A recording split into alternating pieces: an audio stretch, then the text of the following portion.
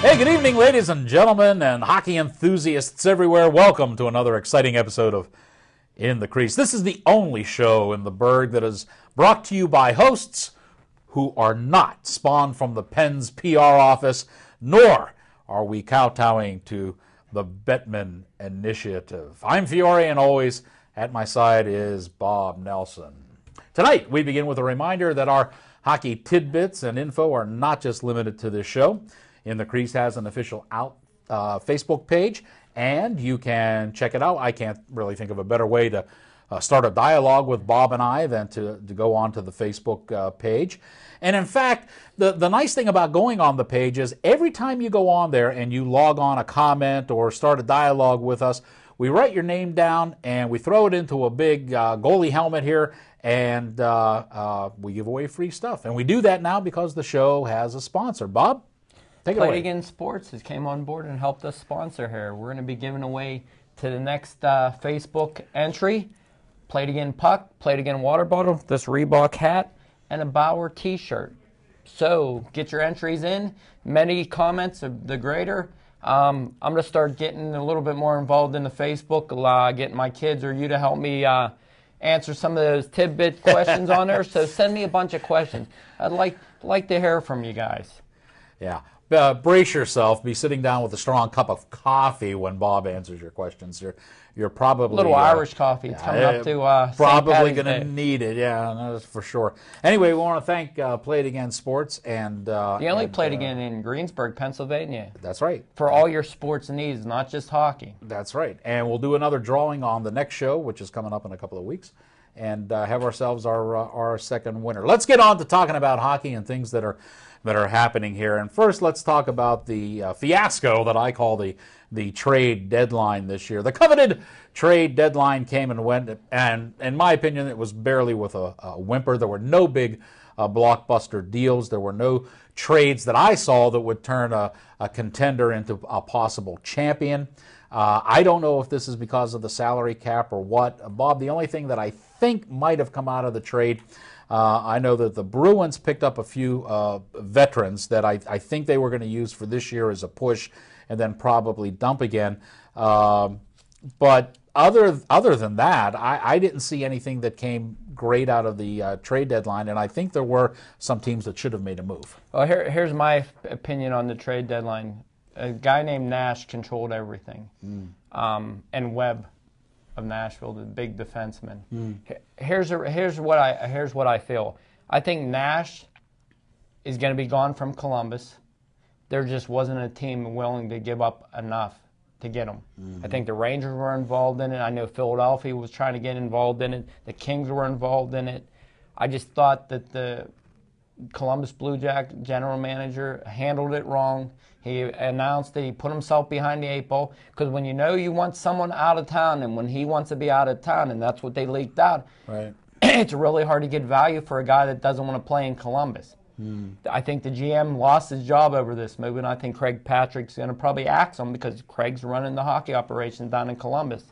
So in that opinion, it was hard to move the biggest name in the trade deadline. There were some teams that did some little trades, like the Flyers, for example, picked up Grossman, a defenseman from Dallas. Also, they picked up the kid from Toronto, another defenseman. I can't even think of his name now. But they did that because this is their last year of their contract. The reason they're going to let those two guys walk, they have money coming in because Pronger's probably going to end up retiring from his concussion. They're probably going to go after Webb from Nashville. Philadelphia and Nashville has a lot of trade talks because they picked up Timonen from there, Hartnell from there. Yeah. Both teams like to trade with one another. Yeah. Possibly, Philadelphia wasn't willing to give up one of their young guys like Locachore, Van Riemsdyk. That's why they couldn't get a deal done with Nash. But you think about it, there's so many teams still in the playoff run. Yeah.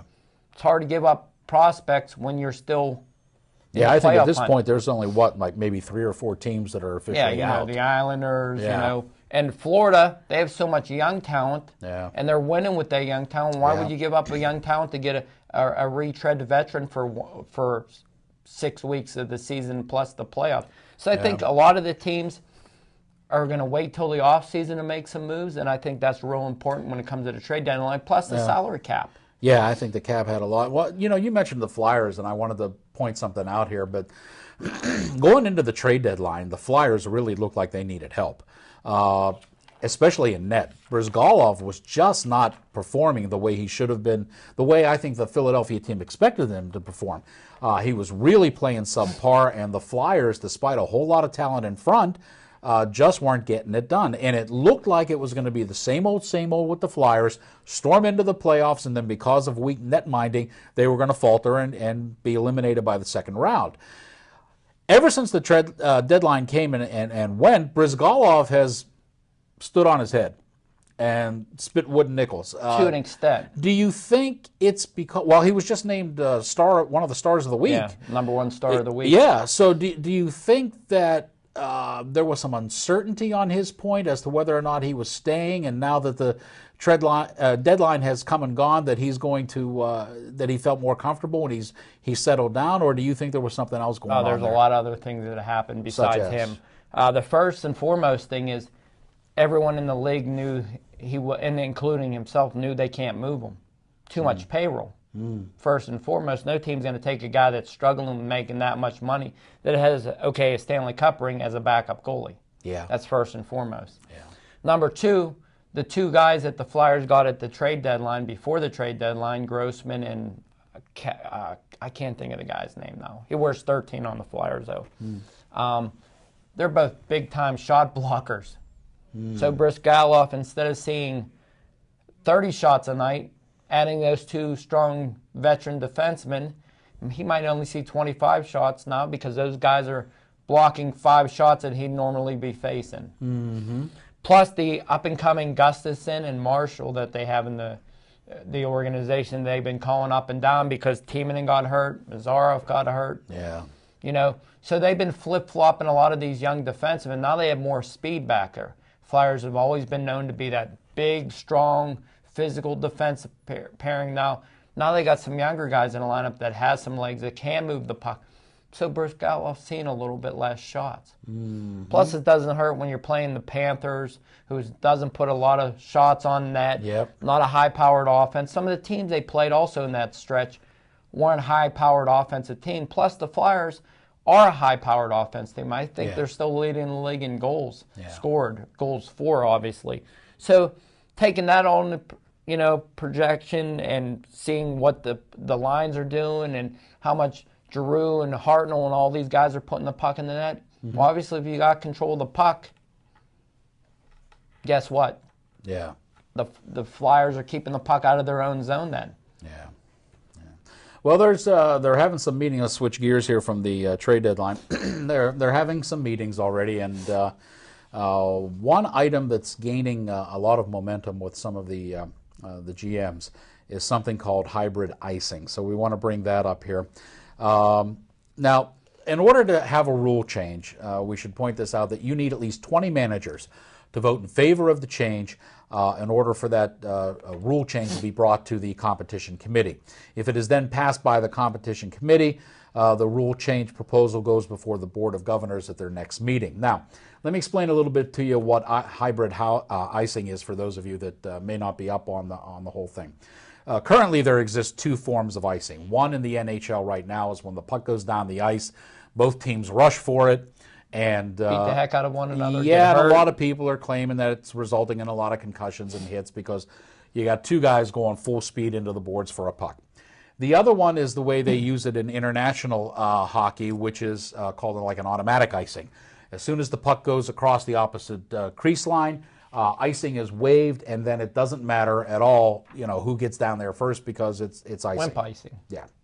Now, with hybrid icing, the linesman is required to make a judgment call at the face-off dots in the offensive zone. If the forechecker is leading the race for the puck at that point, then the play will continue.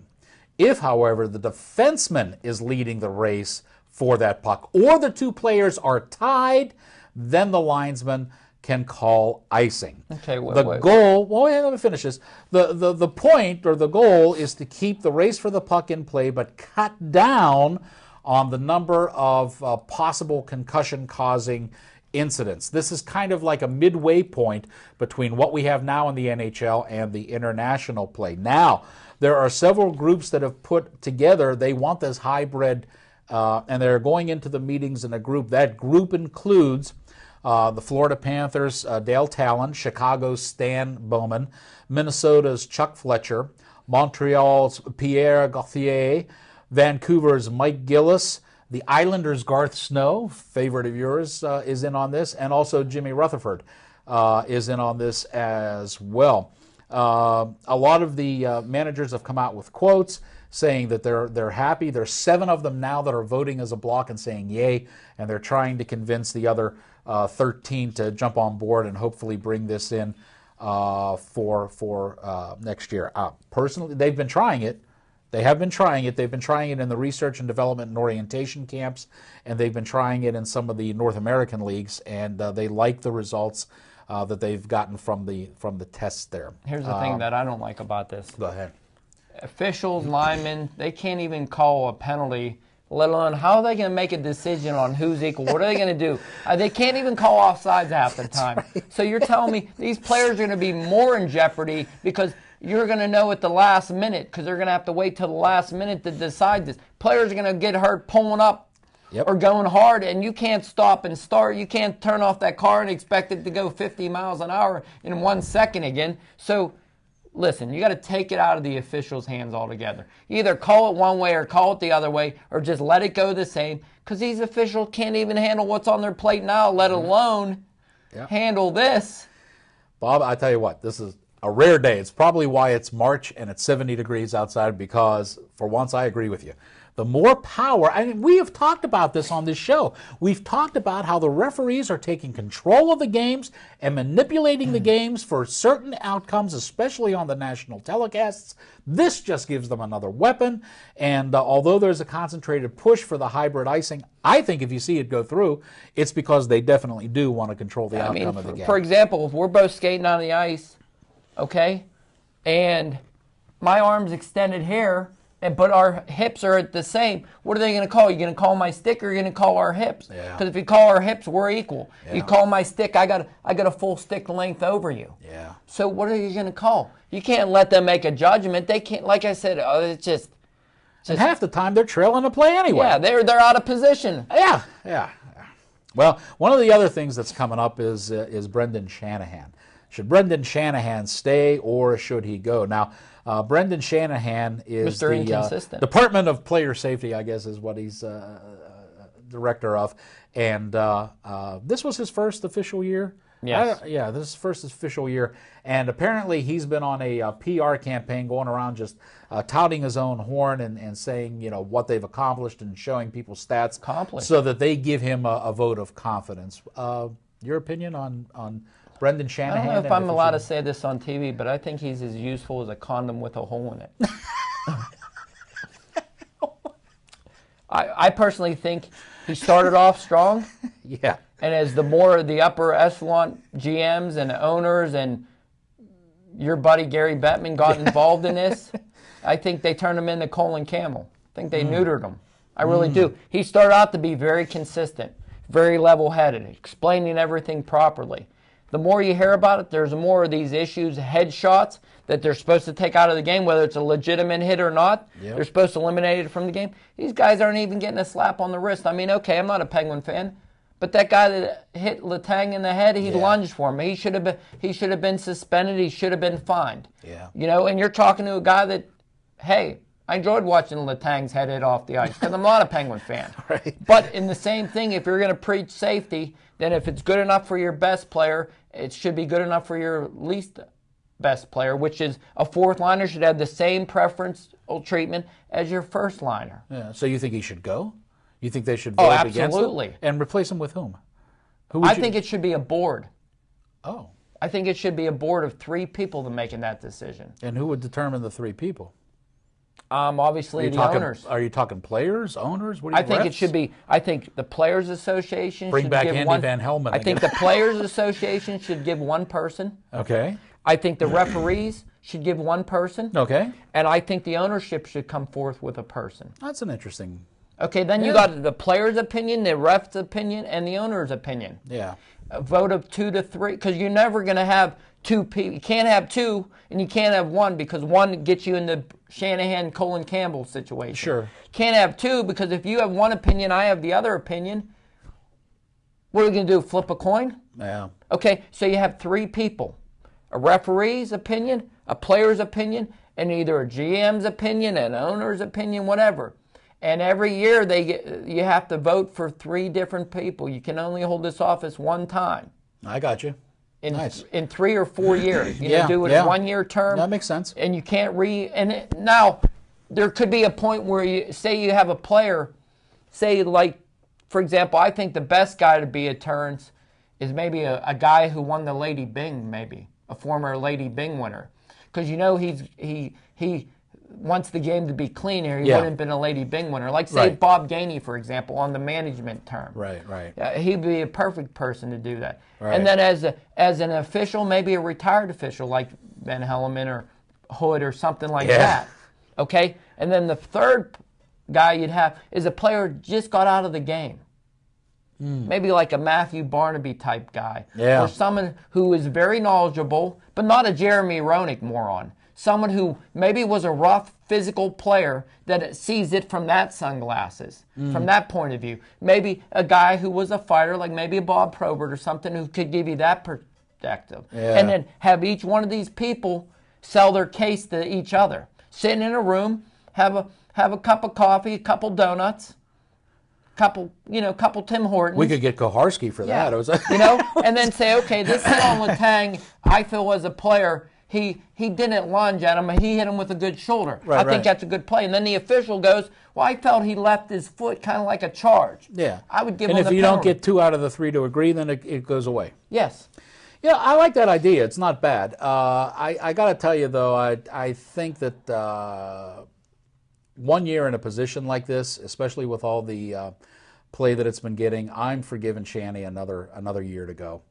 Give him one more time. I thought that in the beginning... That's what they did with Colin Campbell. I understand that. But I thought that in the beginning, I thought he came down a little too heavy and a little too hard.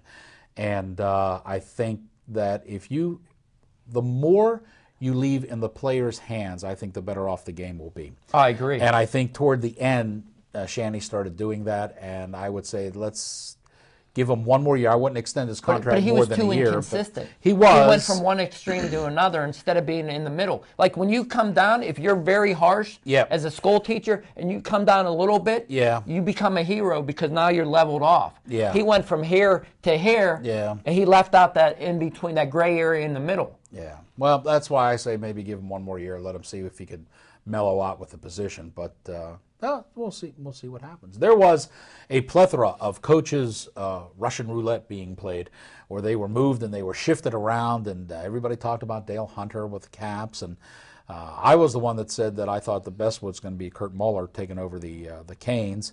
But certainly, even on the West Coast, there have been they just dumped Ron Wilson, and they thought that was going to help, and now the Sharks are tanking.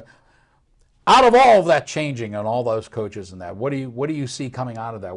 Who were the winners? Who were the losers? I think the best 2 coaches that were picked up was Randy Carlisle in Toronto, because I think Randy Carlisle is a phenomenal coach. Okay. I think Boudreau up in Anaheim.